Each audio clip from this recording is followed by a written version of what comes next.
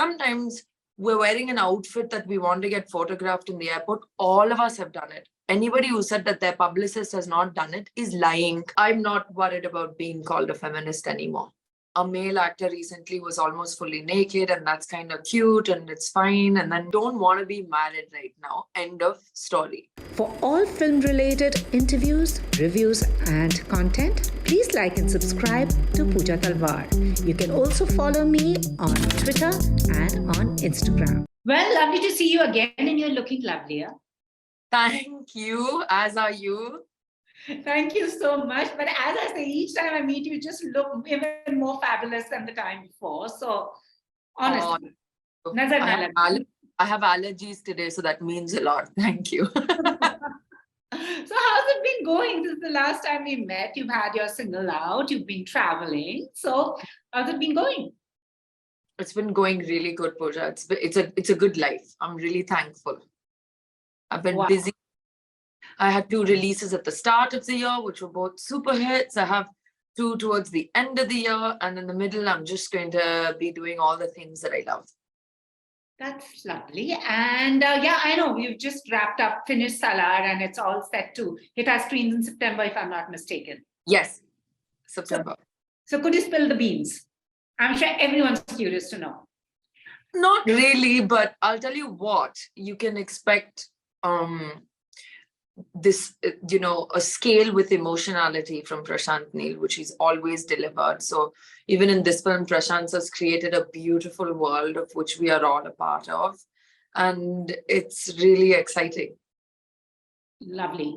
Other than that, also it's Women's Day. So somebody who has always broken stereotypes when it even comes to choosing the kind of roles, has that been a conscious decision? I don't think it's been a conscious decision, but the kind of the women I've had at home, starting with my own mom, who's been a paths breaker and who's been really independent and opinionated and not afraid to have her own thought process on life.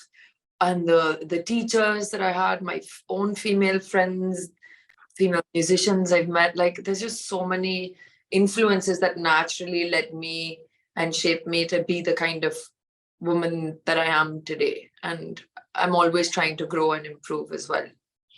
But was there ever a time that when you became an actor, because a lot of actors say that, we have to do that constant commercial, play the hero, and then you find your comfort level that also depends on success and acceptance, and then you move towards what you want to do. Did that happen with you as well? Yeah, I kind of think it's still happening, and I'm like okay with that. I have different personalities that I know are required for a particular time, for a particular place, and I'm okay with that. I'm very adaptive like that. But I think ultimately, I also feel that it took me a little longer than others to get to the point of like, who am I? Why am I? What is the meaning and purpose of that? So that has taken its own sweet time with me. So I don't really I feel like some women's careers, when I look at it, I'm like, from the word go, they've shown up with, this kind of energy of, I do what I want, how I want, and then their career follows suit, and it's amazing. And for some of us, it's a little more complicated. But I am who I am as a woman, and that's always translated in the way I communicate. And I'm really happy about that, for starters. Absolutely. And also, since it's Women's Day, what is that one change as a woman that you want to see in the film industry before we speak about women in the larger socio-cultural perspective? But art does imitate life, and life does imitate art. So it's interconnected anyways.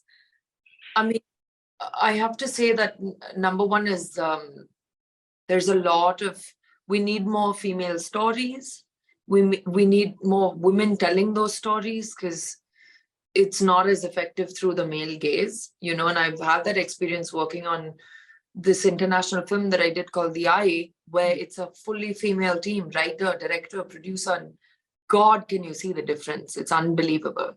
And I'm not saying every film has to be like that, but to take into consideration the value of, Like if it's a macho man story like Rambo and a man's telling it, it makes sense. So to have conversation, which is very important around the different kinds of women, because I'm sure you agree, Pooja, that it becomes slotted female subject. Abhi inhone ye commercial काम किया और अभी वो female oriented subject कर रहे हैं. And I was like, never heard the term male oriented script, right? So like, so it's just those conversations need to start being had. Then of course there's the pay gap, which is just nuts. And then of course just in question of equally spreading the bastions of power, so to speak. No, I absolutely get that. And also, when you do that kind of cinema where you're talking about issues pertaining to women and the female perspective, you are labeled a feminist.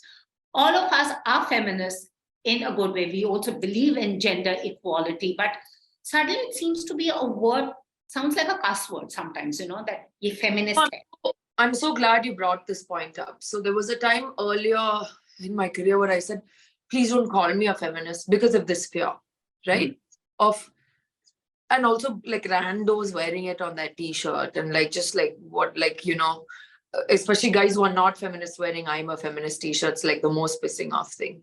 And then like, just, like even the term rock star got usurped by certain people who have nothing to do with that energy.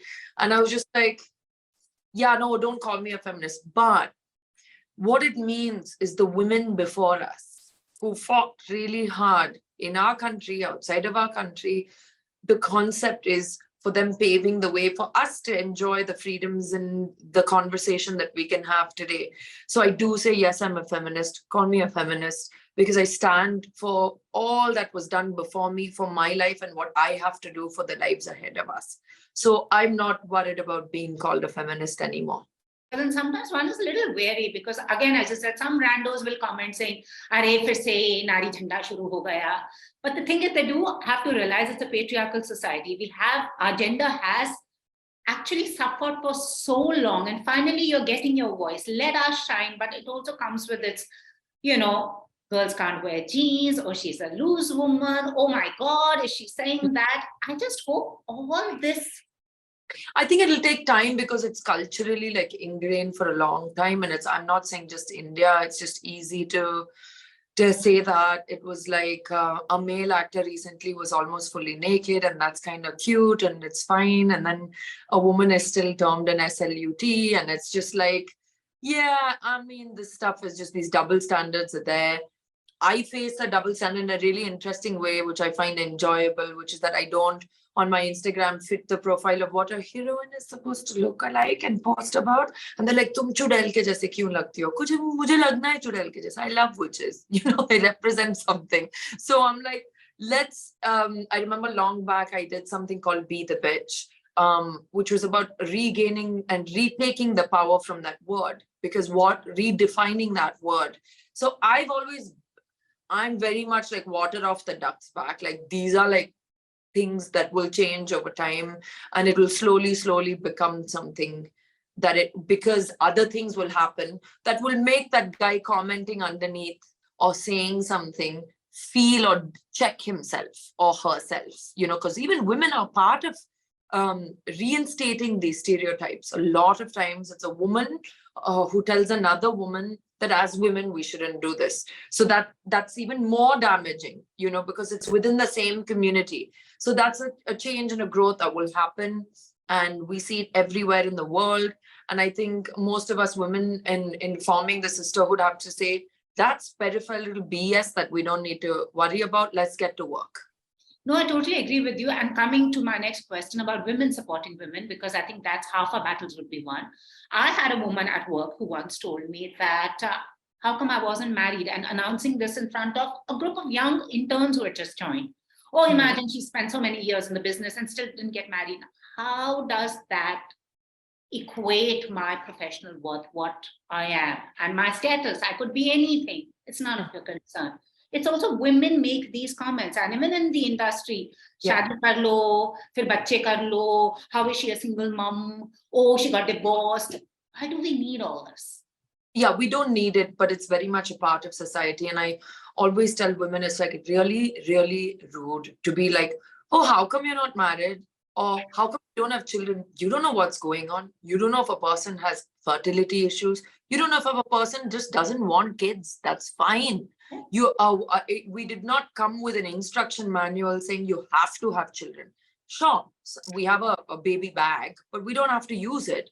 And it's totally, and some women want to adopt, some women want to have kids in their 40s. I know I've always said, yeah, I don't know if I want to get married like at all. And then now I'm a little more open to the concept, but I don't know when I'm doing it. And it's not a part of my main timeline. It's something you share with one more individual. That's it, really, at the crux of it. And I feel that we are moving to a time where it doesn't matter that much anymore, because women in the workforce are so effective and so amazing at the things that they do that it's not a prerequisite for women to be having that conversation. It's just like neighbor auntie BS of like, Arey, abhi tak kyun hai? And people ask me a lot because I'm 37 today, and it's like, why aren't you married? Because I don't want to be married right now. End of story. It's like asking someone, but why didn't you wear a green dupatta with this? Because it's not your business. She wanted to wear a blue dupatta. It's her problem. You know what I mean? Totally. Yeah. Totally. And a hero could well be at age 50, a man could well be Oh my God, don't get me started on that. Don't even get me started on that. Yeah, he could be 50 and he's still trying to sow his wild oats. It's fine. Yeah, well, that's everywhere, right? Like you see an older man and a younger woman and it's fine. And you see an Certain older Hollywood star, yeah. like, oh, that's not very becoming of us. Like, forget all that, man. I mean, we have bigger issues to talk about and worry about that will really make a change for society as a whole. Absolutely. And also you were in Spain, they've announced ministerial leave. And I, sometimes wonder, we should be a little sensitive towards this because, women do go through a lot during those points. Some call it the curse, some call it something else, charms or whatever.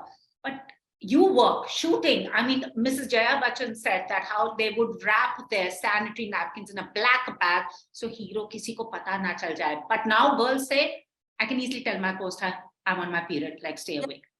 Yeah. Like I can tell my director or my DOP that I'm puffy today. I'm on my second day of my period. What can we do to mitigate that? Because it's a real concern.